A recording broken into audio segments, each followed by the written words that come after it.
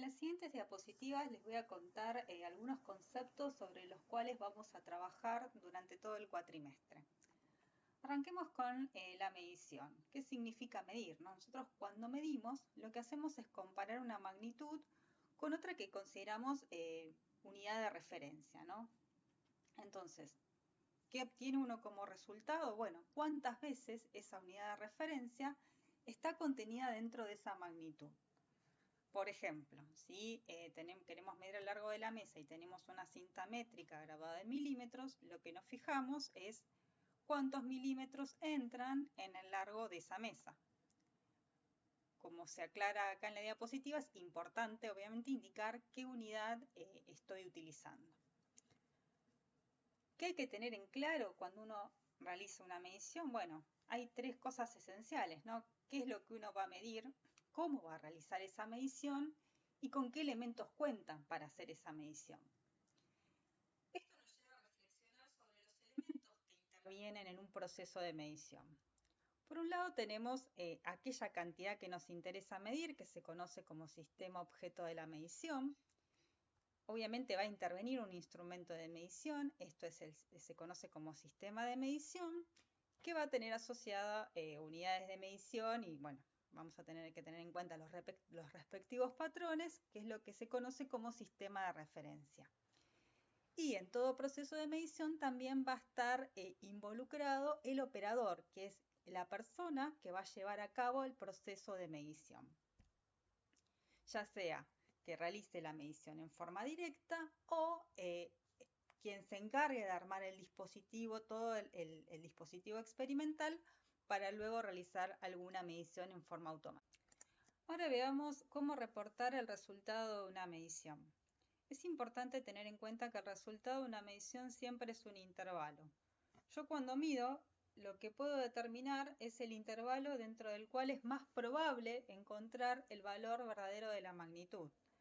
¿Cómo se escribe el resultado? Bueno, voy a tener que escribir el valor más probable, lo que se conoce valor más probable o valor representativo, ¿sí? Que acá se define como x0, más menos una incerteza o error absoluto y su respectiva unidad.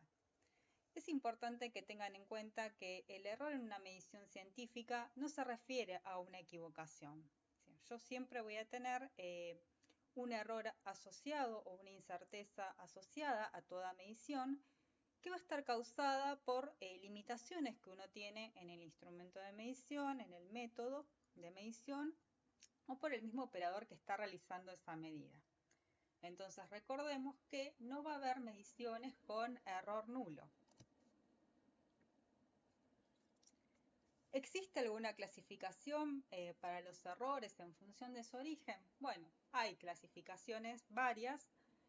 Yo les voy a contar algunas de ellas. En este caso, el error instrumental, vamos a hablar, es un error que está asociado a la resolución del instrumento de medición. Para que se entienda un poco mejor esta idea de error instrumental, veamos el siguiente ejemplo. Yo tengo acá una regla que está grabada en milímetros y tengo este objeto pintado en gris que es justamente lo que quiero hacer es determinar su longitud. Entonces, si comparo este objeto con mi regla, lo que puedo determinar, lo que puedo decir con certeza es que el largo de este objeto se encuentra dentro de estas dos marquitas. Esto corresponde a entre 13 y 14 milímetros. Entonces, si yo quiero escribirlo en forma de intervalo, yo puedo decir que el valor de mi medición es de 13,5 milímetros más menos 0,5 milímetros. Fíjense que si yo escribo el resultado de mi medida de esta manera, esto significa que el resultado de mi medición está entre 13 y 14 milímetros, como se muestra acá en este ejemplo. Yo en un momento hablé de resolución del instrumento de medición. Bueno, ¿cuál es la resolución? La resolución se refiere a la mínima división, es decir, a la división más pequeña de ese instrumento de medida. Que en este caso, de la cinta métrica, grado de milímetros, la resolución es de 1 milímetro. Hay otras fuentes de error, sí. Se conocen, por un lado, los errores sistemáticos, que están causados básicamente por imperfecciones en los instrumentos de medición, por el método también pueden provenir del método de medición o por el mismo observador, ¿no? Un ejemplo es si yo tengo un reloj que siempre atrasa o adelanta. Entonces, cuando uno identifica un error sistemático, este tipo de errores lo que tienden a hacer es desviar la medición, el valor de esa medida en una sola dirección. ¿Eso qué significa? Que a veces uno tiene valores más grandes que el valor verdadero de esa medición o valores más chicos, ¿sí? Errores casuales, por otro lado también tenemos lo que se conocen como errores casuales o errores estadísticos o aleatorios, ¿no? En este caso son incertezas o errores que se producen en forma azarosa, ¿sí? Por causas que uno no conoce o que no las puede controlar. ¿Qué es lo que sucede cuando uno tiene este tipo de errores? Bueno, que uno repite la medición varias veces con el mismo instrumento de medición y en las mismas condiciones, y observa que los resultados no se repiten, es decir, a veces obtiene un valor más grande y otras veces obtiene valores más chicos. Entonces, en este caso, lo que se observa es que estos errores se cometen con igual probabilidad, tanto por defecto como por exceso. Sobre esto vamos a hablar con un poco más de detalle la próxima clase. En definitiva, lo que me interesa recordar es que el resultado de una medida siempre va a ser un intervalo, ¿sí? Que se va a escribir de esta manera, donde siempre voy a tener que informar la incerteza y la unidad respectiva. Y que el error absoluto de la medición va a tener distintas fuentes y eso tendré que evaluarlo en cada uno de mis experimentos, ¿no? En este caso, bueno, yo estoy considerando el error instrumental, el error estadístico y el error sistemático. En algunos casos, algunas de estas fuentes de error simplemente no van a ser tenidas en cuenta. Bien, es importante también aprender cómo voy a escribir ese resultado de mi medición, es decir, cuántas cifras yo voy a utilizar para poder expresar ese resultado. Y acá aparece el término de cifras significativas, es decir, solamente voy a incluir aquellas cifras que tengan algún significado experimental.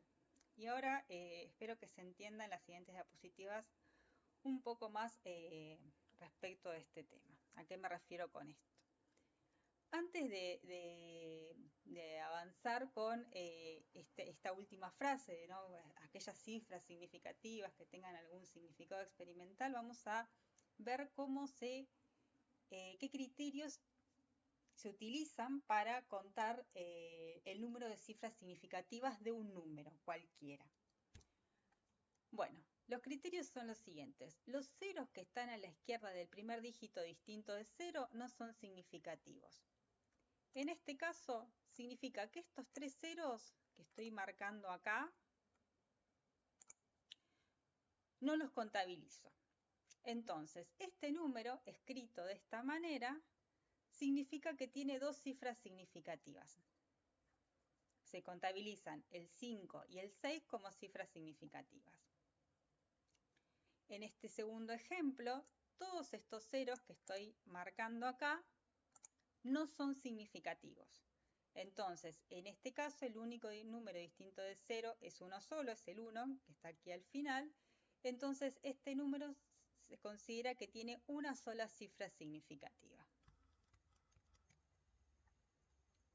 ¿Qué pasa si yo tengo ahora ceros a la derecha del primer dígito distinto de 0? Bueno, en este caso no hay ceros en este ejemplo, en este primer ejemplo, así que tengo este número, el 43, tiene dos cifras significativas, pero si ahora yo tengo escrito el 43 de esta manera, como 43,00, estos ceros que aparecen ahora sí a la derecha del primer dígito distinto de 0, sí se contabilizan como significativos. Entonces, este número, escrito de esta manera, 43,00, tiene 4 cifras significativas.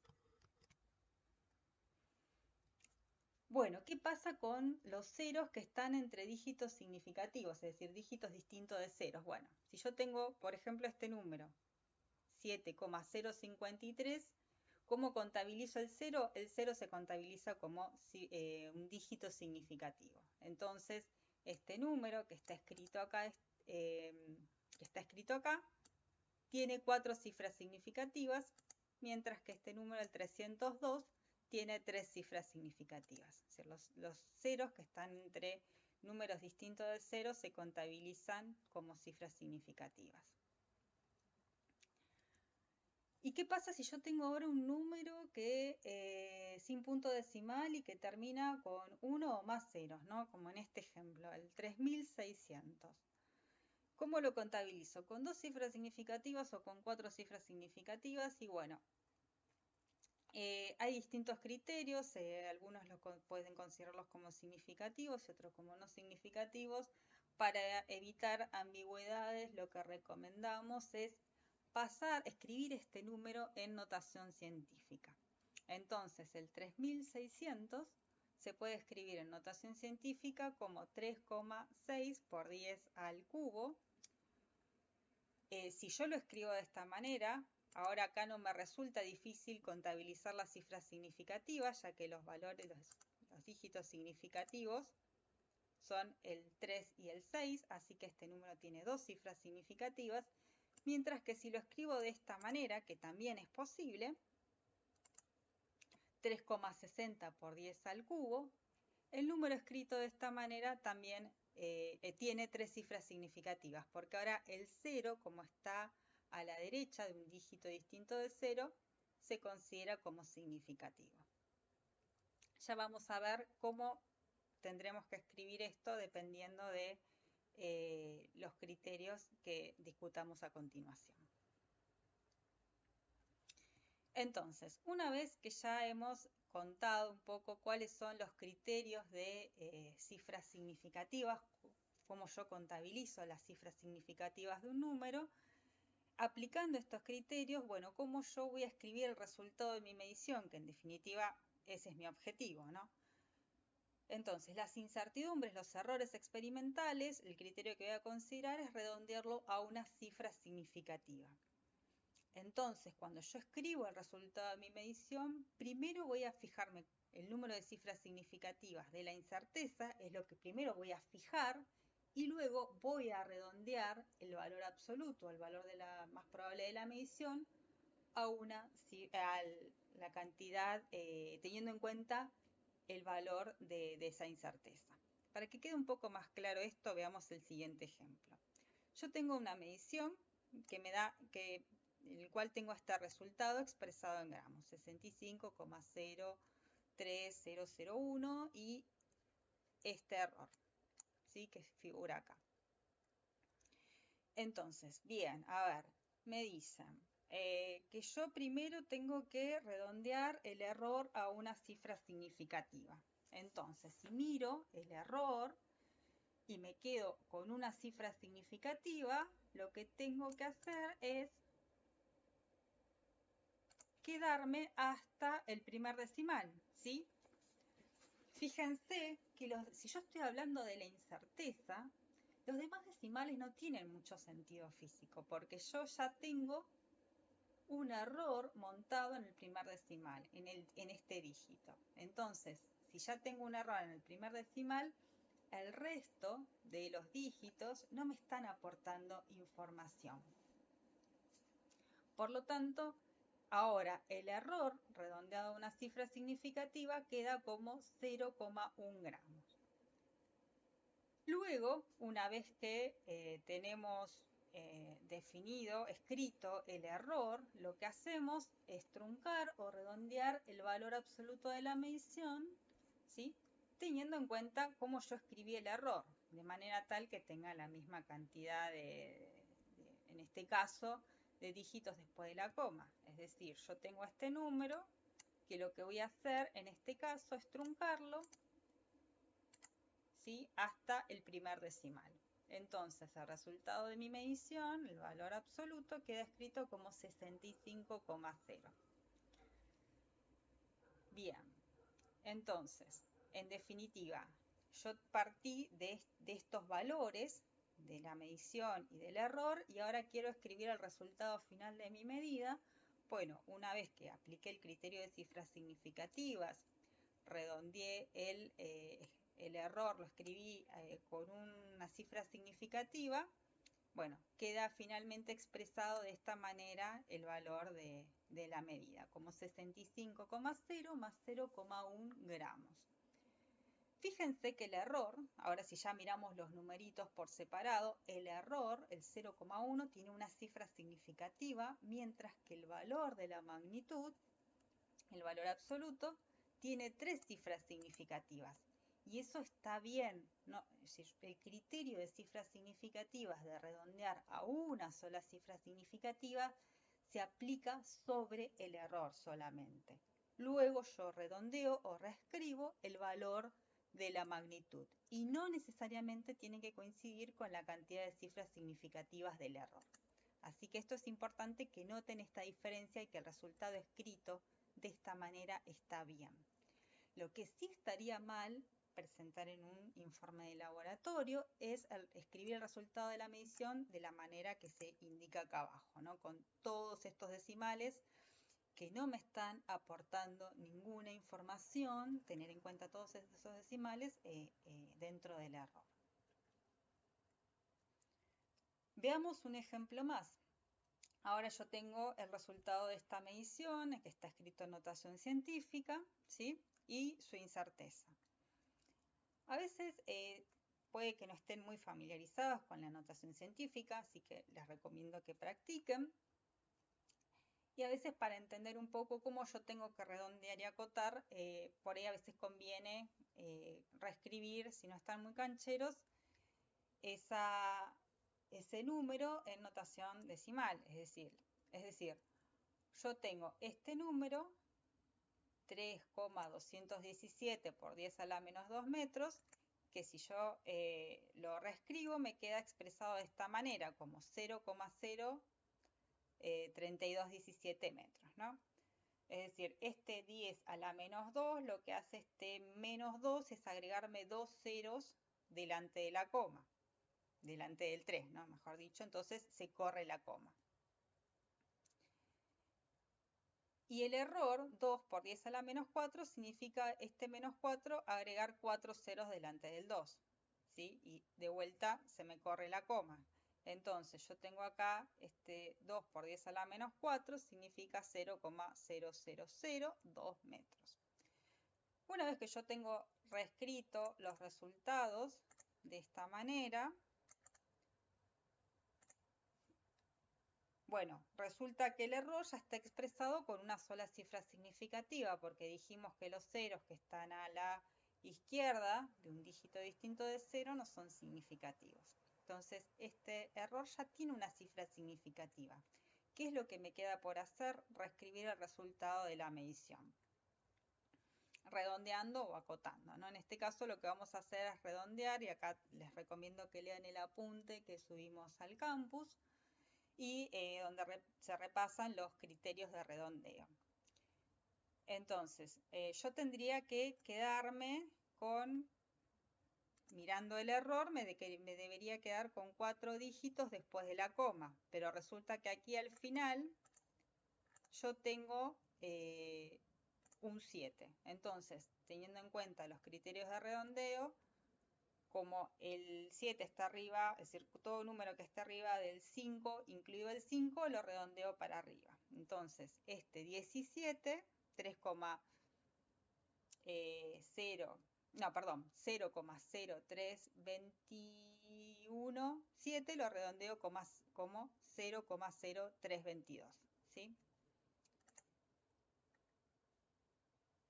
Entonces, ahora el resultado de mi medición queda expresado de esta manera, o en notación científica, como se muestra acá. Como ustedes decidan expresar el resultado de la medición, ya sea en notación científica o escrito el número de la siguiente forma, es indistinto.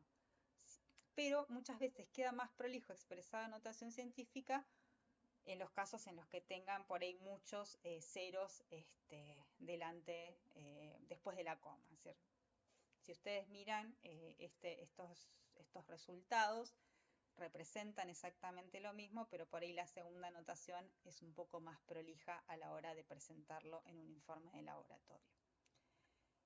De nuevo, repasemos lo siguiente. Este número, que es la incerteza, tiene unas cifras significativas, mientras que el valor absoluto de la medición tiene 3 cifras significativas. Y de vuelta, eso está bien. Y bueno, un último tema que me gustaría discutir en esta charla es el siguiente. Dos cosas quiero mencionar. Por un lado, que cuando yo escribo el resultado de una medición, tengo que dejar un espacio en blanco entre la unidad y el resultado de mi medida, es decir, el valor de la magnitud con su incerteza. Fíjense en estos dos ejemplos, esto no está bien escrito, el primer caso, mientras que en el segundo ejemplo sí, fíjense que hay un espacio en blanco entre el valor de la magnitud y el número. Y por otro lado, como yo escribo las unidades, bueno, hay que aplicar reglas y convenciones generales, en este caso que está dado por el Sistema Internacional de Unidades. Así como ustedes saben, cuando mandan un WhatsApp, que cuando quieren decirle a alguien que le mandan un abrazo, usan este emoji. Bueno, del mismo modo, si ustedes quieren escribir segundos para el resultado de una medición, el símbolo que tienen que utilizar es el S en minúscula.